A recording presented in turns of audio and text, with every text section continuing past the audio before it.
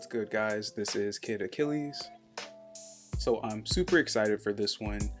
You'll probably hear me say this a lot, but Jason's myths are some of my favorite. So what I think I'll be doing for this one, since it's pretty long and like a lot of really interesting stuff happens within it, I'm probably gonna like break this up into parts just so I can give everything its due, because it gets a little wacky, and I think it'll be easier to consume, which is kind of like broken up a little bit.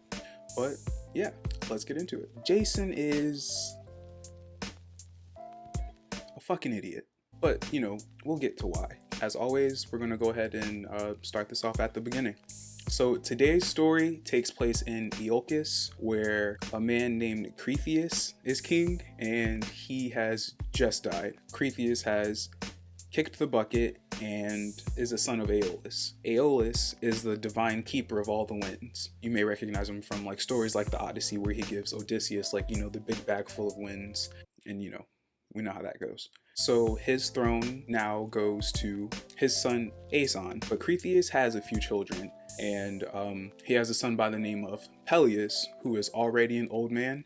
And so before Aeson can really get the throne, he seizes it for himself. So Peleus has seized the Aeolcan throne, and then he consults an oracle who tells him that it's his destiny to one day be killed by a descendant of Aeolus. He then finds every prominent Aeolian that he can, and he starts killing them. Aeson is the only Aeolian that Peleus does not kill, because he knows that their mother, Tyre, would be super distraught if he were to kill Aeson. But what he does do is lock him up beneath the palace of Iolcus and makes him vow to revoke his inheritance of the Aeolcan throne. So what we have so far: Cretheus is a son of Aeolus, king of Iolcus. These names are a doozy, and I'm super sorry about that.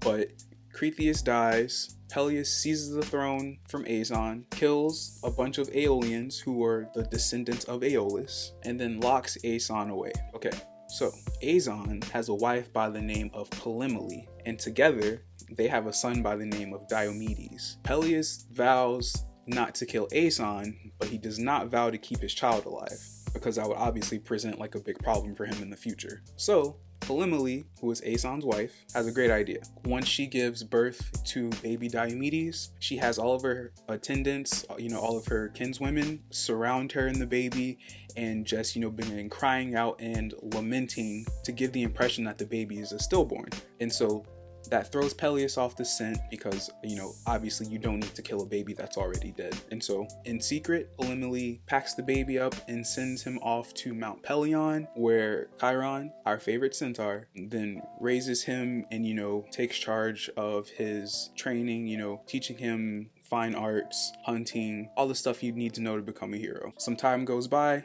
little Diomedes becomes not so little Diomedes, and Chiron begins calling him Jason. Back in Iolcus, Peleus is still king, and he's talked to a second oracle who gives him a warning that he should fear a traveler that shows up only wearing one sandal. Okay, so Jason leaves Mount Pelion, and then he heads back to Iolcus, but on the way there, he has to cross the Anaris. Now, the Anaris is a really muddy river, and it's difficult to cross. The waters are kind of violent, and he sees an old woman on the shore who is, kind of distraught because she doesn't really have a way to get across. If she tries to get across this river by herself, it's definitely sweeping her old ass away. Jason sees this little old lady, and he asks her if she would like him to help her across, and she says, "Damn right." And so he squats down. She climbs up onto his broad back, and he is immediately staggering because she is way heavier than she looks. But all the same, he starts trekking across the river. So he gets about halfway across, and this lady's super heavy on his back. She's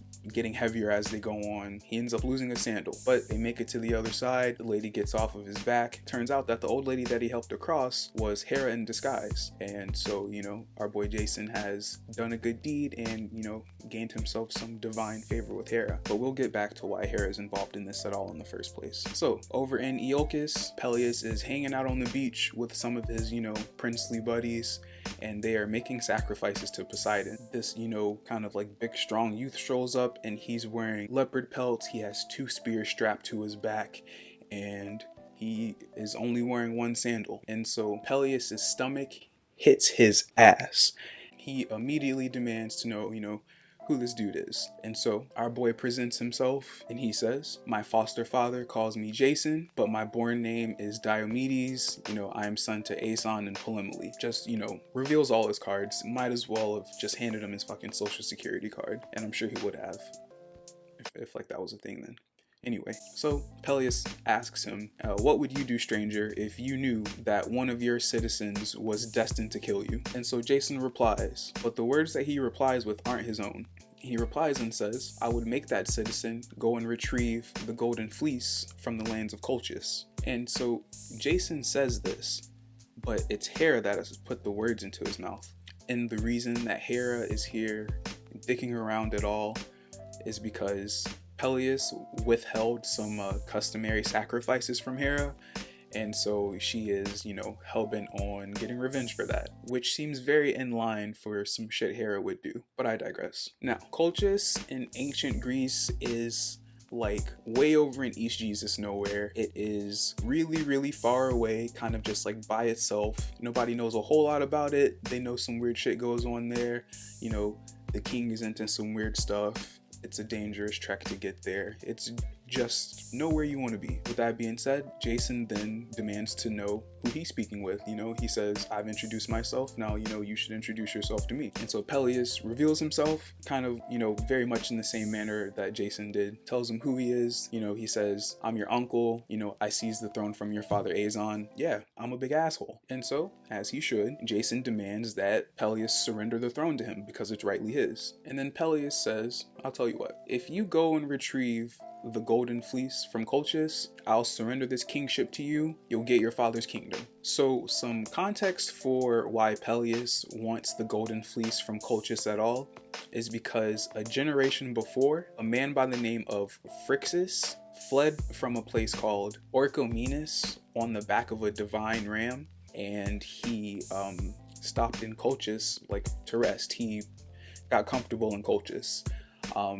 But when he died in Colchis, he was denied a proper burial. And so without a proper burial, your soul doesn't get to go to the underworld. It's stuck with the living. So until his ghost is brought back to Iolcus along with the golden fleece, Iolcus isn't gonna thrive. They're gonna have a bad time until that happens.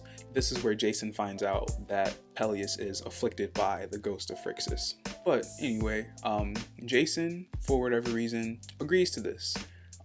Like I said, the throne is rightly his already. So really, this should have been a pretty simple process. He should have gone to Peleus and been like, hey man, give me my throne. And Peleus should have been like, okay. But now Jason has to go do extra work to get the throne that's already his. But hey, I guess if that wasn't the case, we wouldn't have much of a myth. So Jason agrees.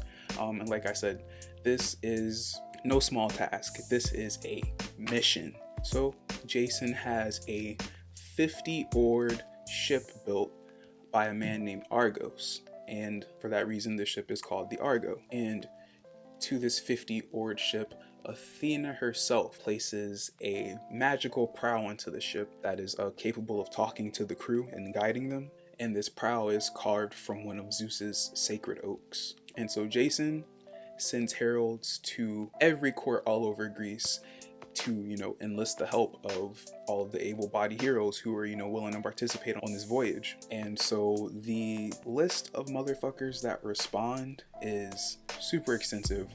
Not gonna get into the whole thing because I think that would probably be painful for a lot of you guys, and probably me as well. But some notable names are people like Heracles, Castor and Pollux, Orpheus, Atalanta, Peleus, not the evil Peleus, but father of Achilles, Peleus, and just a whole bunch of others. You can kind of think of this as like a ancient Greece all-star team. And so with all of these beefcakes assembled, they can get ready to roll out.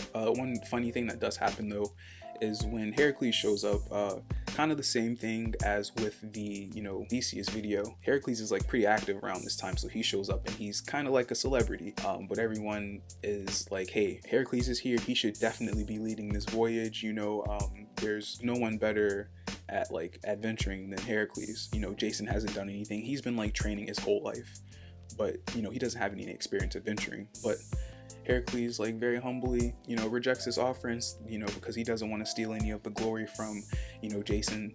This is his mission. This is his first. This is a chance for him to show what he's about. But yeah, our heroes get ready and they prepare to head off to Lemnos.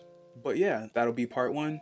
Like I said, I'm gonna break this up so that it's, you know, easier to get through. Yeah, so I'll be back with part two super soon. Thanks to, you know, everyone who's been watching, and, you know, thanks to everyone that's like subscribed and everything. Super duper appreciate that. Yeah, man. So with that being said, you know, like and subscribe. This has been Kid Achilles, and I will see you for the next one. Peace out.